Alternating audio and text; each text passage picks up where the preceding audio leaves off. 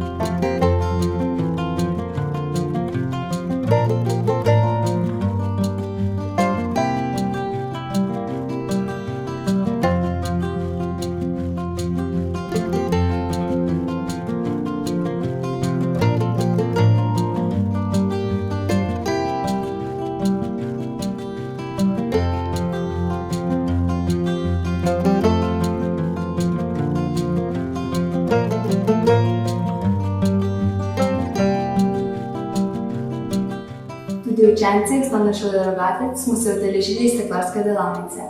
Iz steklenih traktov smo izdelali izdelke, ki bomo kasneje sestavili v stekleni zaveso.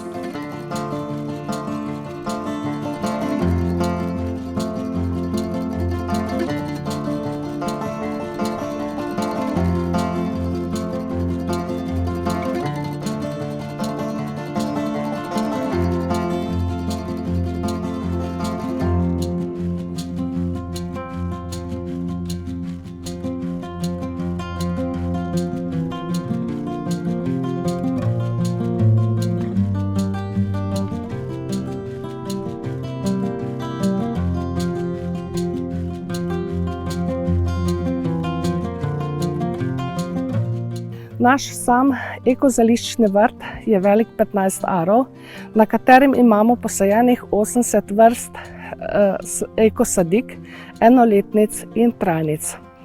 Mi za vse sadike, ki jih imamo tukaj posajene, imamo tudi ekocertifikat.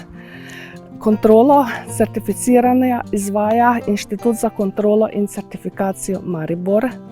In sicer tu opravljamo sušenje zelišč, dišavnic, pripravljamo mešanico čajev, potem mešanico zelišč dišavnic. Izvajamo tudi razne zeliščarske delavnice. Poleg tega pa izdelamo tudi izdelke naravne kozmetike, kot so mila, kreme. V lanskem letu smo v okviru projekta tudi nabavili destilator, kjer izdelujemo tudi hidrolate iz rastlin, ki jih imamo tukaj posajene.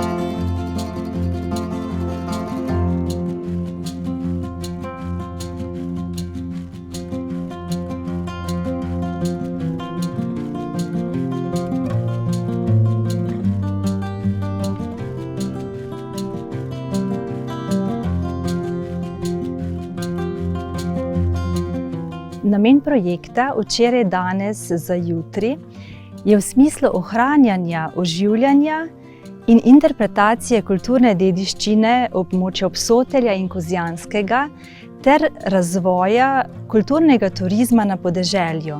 Projekt je z manjšimi vlaganji, prireditvami, izobraževanji in pedagoškimi programi omogočil razvoj novih turističnih programov, ohranitve žive dediščine in novih produktov in programov. Skozi projektne aktivnosti so se izoblikovali novi turistični produkti.